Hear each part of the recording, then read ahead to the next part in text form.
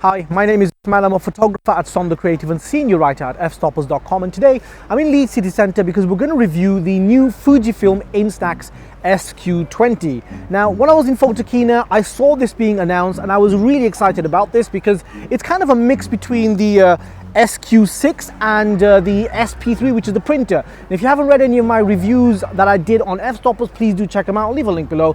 But anyway, I wanted to see what this is like, so I'm going to do like a mini comparison with the SQ6, which is my favorite Instax camera. This thing is awesome, and we're going to compare it to the SQ20. We're going to take a bunch of shots around Leeds, see what this can do, and figure out if it's any good.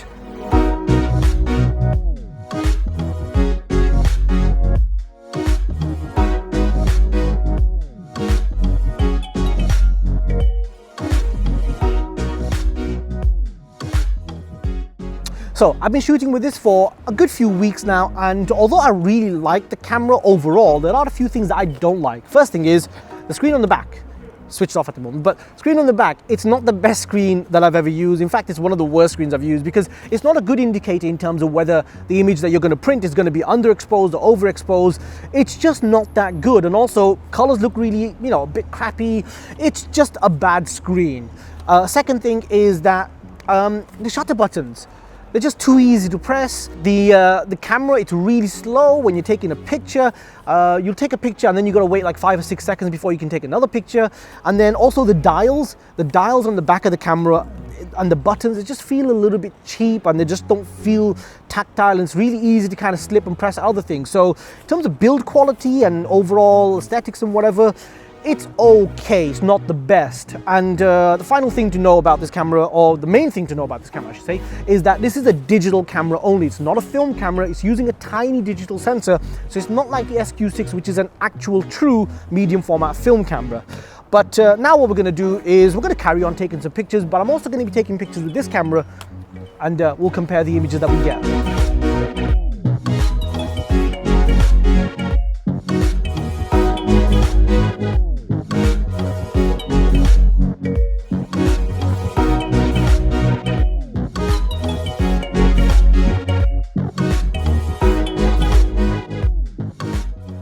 Okay, so there are a few things that I really like about the SQ20. First thing is that I don't need to have film in the camera if I want to take some pictures, because I can just put an SD card in, and I put in a 32 gig SD card. I think it goes on this, yeah, there you go.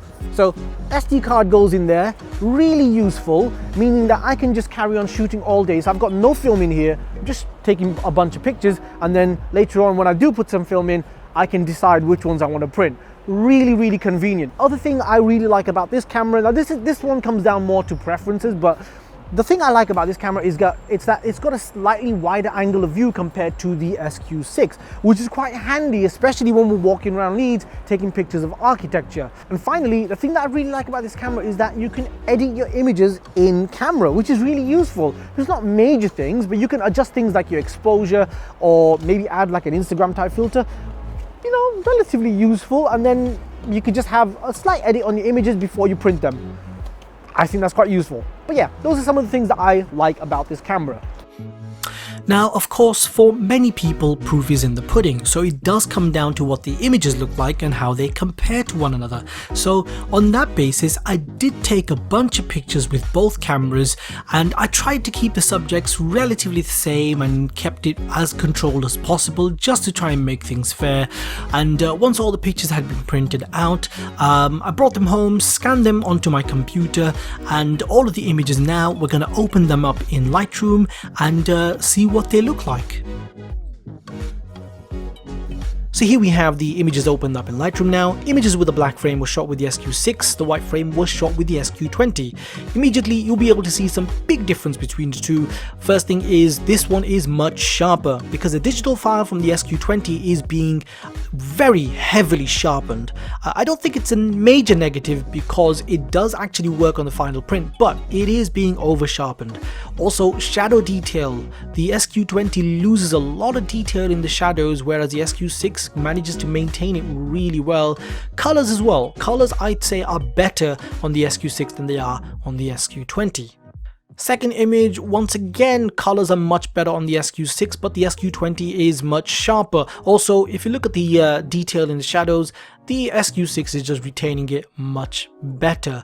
Overall, I actually prefer the images from the SQ6 than I do from the SQ20. They just look a little bit muddy and a little bit crushed in terms of what the colors and the black point is. Same again with skin tones. Look at the skin tones on this one. I mean, I know that the exposure values are vastly different on this one. For some reason, the SQ20 wanted to heavily underexpose the image, but even still, the image from the SQ6 just looks much better.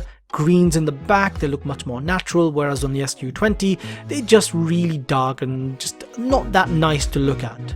Fourth image, this is quite a tough situation for any camera.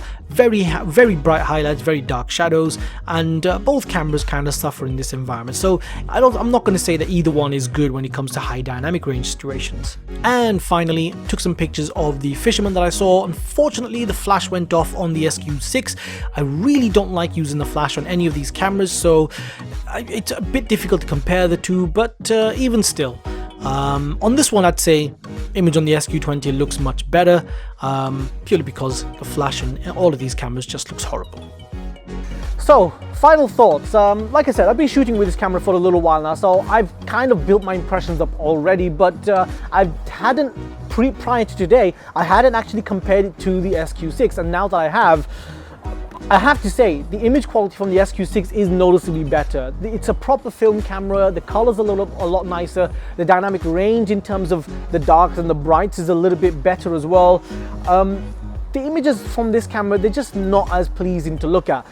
Sure, this camera does come with a lot of convenience, and you know, it's just a lot easier to use in terms of like being able to see the kind of shot you've got more convenience with being able to edit your images, and there's just a lot of convenience factor to this camera. But even still, I don't know if I can recommend it, especially when you consider some of the other options that are available from Fuji. So Fujifilm have a printer called the SP3. I'm a big fan of that. I've done a review on it on F-Stoppers, and obviously this is still my favorite Instax camera. So considering some of the other options available from Fuji, this is a bit of a mixed bag. It's great, but I don't know if I can recommend it. Anyway, those are my thoughts on the SQ20. If you like this video, hit the like button, please subscribe, and I hope to see you guys in the next one. Thank you.